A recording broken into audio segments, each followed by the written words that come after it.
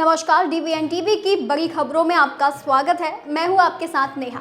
आज हम इस बुलेटिन में देखेंगे पहलगाम आतंकी हमले पर पीएम मोदी का खुला ऐलान, जानेंगे सर्वदलीय बैठक में नहीं बुलाए जाने पर नाराज ओवैसी क्या बोले, जानेंगे पहलगाम हमले पर कांग्रेस ने क्या कर दी सरकार से मांग, बात करेंगे माफिया खालिफ अशरफ की पत्नी जैनब ने क्यों लगाई हाईकोर्ट में गुहार, जानेंगे क्या है मुस्लिम ब्रदरहुड जिस पर इस्लामिक देश ने ही लिया एक्शन, और बुलेटिन के आखिर में बात करेंगे छत्तीसगढ़ में अब तक की सबसे बड़ी मुठभेड़ की।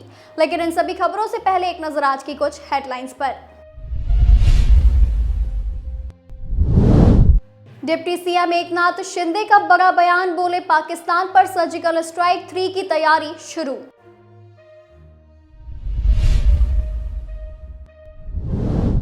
जम्मू कश्मीर के पहलगाम में हुए आतंकी हमले के बाद पूरे देश में आक्रोश, वहीं भारत में नहीं रिलीज होगी पाकिस्तानी एक्टर फवाद खान और वाणी कपूर की फिल्म अबीर गुलाल। भोपाल के भेल में ऑयल की टंकियों में ब्लास्ट, 20 फीट ऊंचाई तक दिखी लपटें, 15 किलोमीटर दूर से दिख रहा धुआं।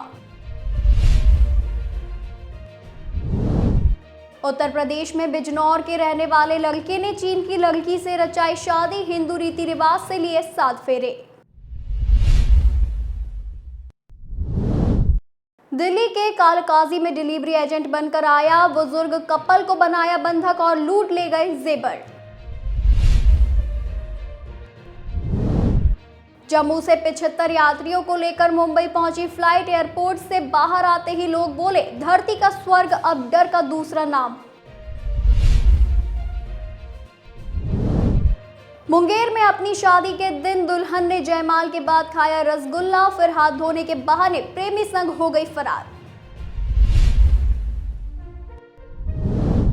पहलगाम आतंकी हमले पर शंकराचार्य अभिमुक्तेश्वरानंद का बड़ा बयान आया सामने, बोले आतंकवाद का धर्म होता है, हिंदू पराक्रम के लिए रहे तैयार।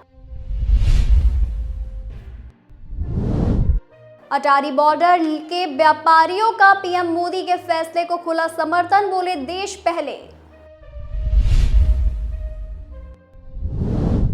छत्तीसगढ़ के बीजापुर में सुरक्षा बलों का बड़ा एक्शन, एनकाउंटर में 5 नक्सली हुए ढेर। जुर्माना राशि देने तक टीएमसी सांसद साकेत गोखले का वेतन जब्त, दिल्ली हाईकोर्ट ने दिया आदेश। ये तो थी आज की हेडलाइंस। अब चलिए बात कर लेते हैं बड़ी खबरों की। प्रधानमंत्री नरेंद्र मोदी आज बिहार के दौरे पर है। उन्होंने मधुबनी में राष्ट्रीय पंचायती राज दिवस के मौके पर पहलगाम आतंकी हमले पर आतंकियों को लेकर दो टूक कहा कि हम आतंकवाद की कमर तोड़कर रहेंगे। पीएम मोदी ने जनसभा को संबोधित करते हुए कहा कि 22 अप्रैल को जम्मू कश्मीर के पहलगाम में आतंकियों ने मासूम देशवासियों को जिस बेरहमी से मारा, उससे पूरा देश व्यथित है, दुखी है। सभी पीड़ित परिवारों के इस दुख में पूरा देश उनके साथ खड़ा है।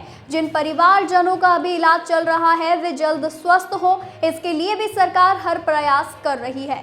प्रधानमंत्री मोदी ने कहा कि इस आतंकी हमले में किसी ने अपना बेटा खोया है, किसी ने अपना भाई खोया है, किसी ने अपना जीवन साथी खोया है। उनमें से कोई बांग्ला बोलता था, कोई कन्नड़ बोलता था, कोई मराठी बोलता था और कोई उड़िया, वहीं कोई गुजराती था तो कोई यहाँ बिहार का लाल था। आज उन सभी की मृत्यु पर कारगिल से कन्याकुमारी तक हमारा दुख एक जैसा है, हमारा आक्रोश एक जैसा है। यह हमला सिर्फ निहत्थे पर्यटकों पर नहीं हुआ है, बल्कि देश के दुश्मनों ने भारत की आत्मा पर हमला करने का दुस्साहस किया है। मैं बहुत स्पष्ट शब्दों से कहना चाहता हूं, जिन्होंने ये हमला किया है उन आतंकियों को और इस हमले की साजिश रचने वालों को उनकी कल्पना से भी बड़ी सजा मिलेगी, सजा मिलकर रहेगी।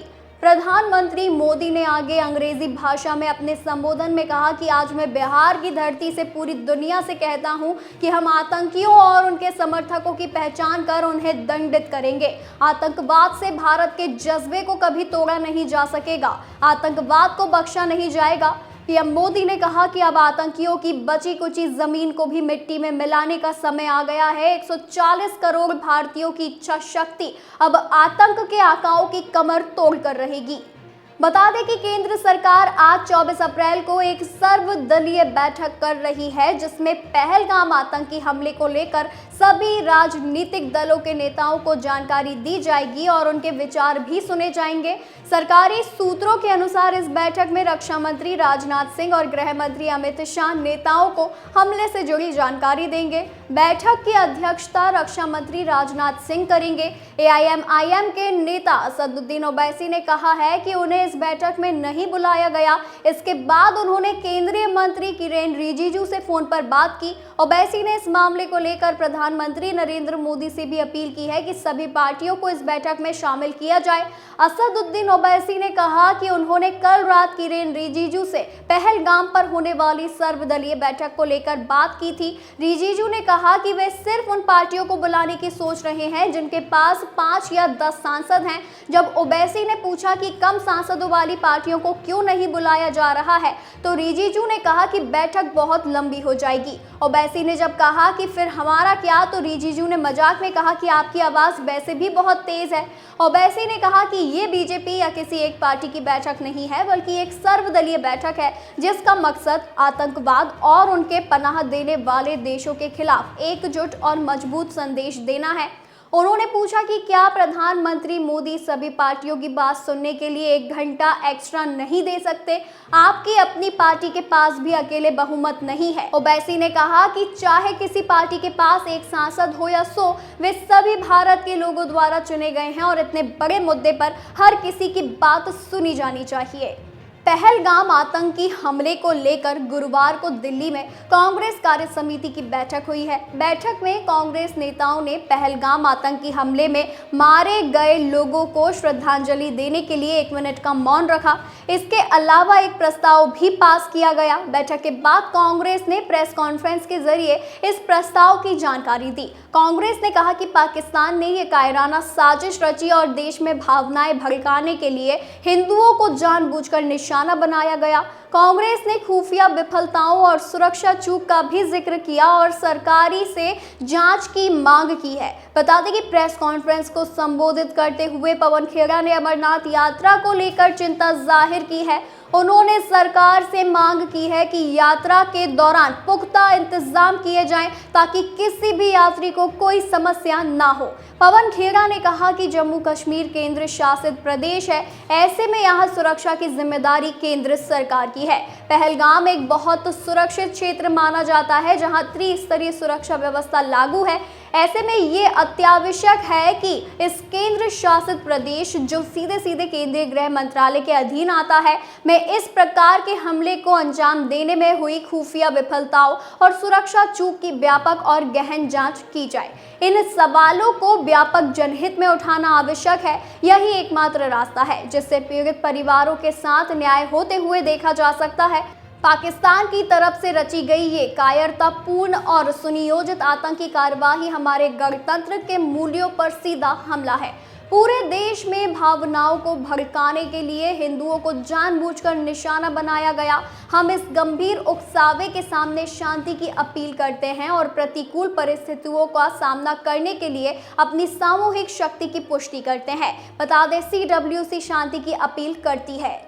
उमेश पाल और उनके 2 गनर की हत्या के मामले में फरार चल रही माफिया खालिद अजीम उर्फ अशरफ की पत्नी जैनब उर्फ रूबी ने फिर हाईकोर्ट में गुहार लगाई है। उसने खुद के खिलाफ और गैर जमानती वारंट जारी करने और कुर्की की कार्यवाही को त्रुटिपूर्ण बताते हुए कोर्ट में चुनौती दी है। जैनब 25,000 की इनामी है और उसकी तलाश में पुलिस कई जनपदों की खाक छान चुकी है। उसने भारतीय नागरिक सुरक्षा संहिता यानी BNS की धारा 528 के तहत उपरोक्त कार्यवाही को रद्द करने की मांग करते हुए अर्जी दाखिल की है। 15 अप्रैल को यह अर्जी दाखिल की गई है, जिसमें अभी सुनवाई की तिथि तय नहीं है। 24 फरवरी साल 2023 को हुए इस हत्याकांड में जैनब का नाम विवेचना के दौरान प्रकाश में आया था। मुकदमे में आरोपी बनाए जाने की भनक लगते ही वह फरार हो गई और फिर उसका कुछ पता नहीं चला। लगभग 5 महीनों तक तलाश के बाद भी कुछ पता नहीं चलने पर 20 जुलाई साल 2023 को पुलिस ने अर्जी देकर उसका गैर जमानती वारंट जारी कराया। 26 जुलाई साल 2023 को उसके खिलाफ कुर्की की कार्यवाही का नोटिस जारी किया गया। कार्यवाही के बाद भी हाजिर नहीं होने पर 19 अक्टूबर साल 2023 को कुर्की का आदेश जारी हुआ, जिस पर पुलिस ने उसके मकान को कुर्क किया। जैनब की ओर से इससे पूर्व अग्रिम जमानत व एफआईआर रद्द करने की मांग को लेकर भी याचिका दाखिल की जा चुकी है। हालांकि दोनों ही मामलों में उसे कोई राहत नहीं मिल सकी थी। अब उसने कोर्ट में अर्जी देकर अपने खिलाफ हुई कार्यवाही को चुनौती दी है। दक्षिण पश्चिम एशिया का इस्लामिक देश जॉर्डन ने बुधवार को मुस्लिम ब्रदरहुड को गैरकानूनी घोषित कर दिया है और तो और उसकी सारी गतिविधियों पर प्रतिबंध लगा दिया है। इसके साथ ही इस समूह की सारी संपत्ति जब्त कर ली है। ये जॉर्डन का सबसे मुखर विपक्षी समूह है। वहां के आंतरिक मंत्री माजिन फ्राया ने कहा कि मुस्लिम ब्रदरहुड समूह के सदस्यों को तोड़फोड़ की साजिश में शामिल पाया गया। इसके साथ ही समूह पर कार्रवाई की गई है। सरकार के एक्शन के बाद बड़ी संख्या में मुस्लिम बल को पुलिस ब्रदरहुड के दफ्तर के चारों ओर देखा गया, जो वहां की तलाशी ले रहे थे। फिलहाल समूह की तरफ से कोई टिप्पणी नहीं आ सकी है। मुस्लिम ब्रदरहुड का दशकों से जॉर्डन में कानूनी रूप से संचालन होता रहा है और देश भर में प्रमुख शहरों में उसके केंद्र हैं और दर्जनों दफ्तर हैं, जिसे जमीनी स्तर पर व्यापक समर्थन हासिल है। जॉर्डन ने पिछले सप्ताह कहा था कि उसने मुस्लिम ब्रदरहुड के 16 सदस्यों को गिरफ्तार किया है, जिन्हें लेबनान में प्रशिक्षित किया गया था और फंडिंग दी गई थी। सरकारी अधिकारियों के मुताबिक ये लोग देश के अंदर ही रॉकेट और ड्रोन से हमले की साजिश रच रहे थे। जॉर्डन ने साल 2024 में विफल साजिश का श्रेय भी जॉर्डन में मुस्लिम ब्रदरहुड सेल को दिया था।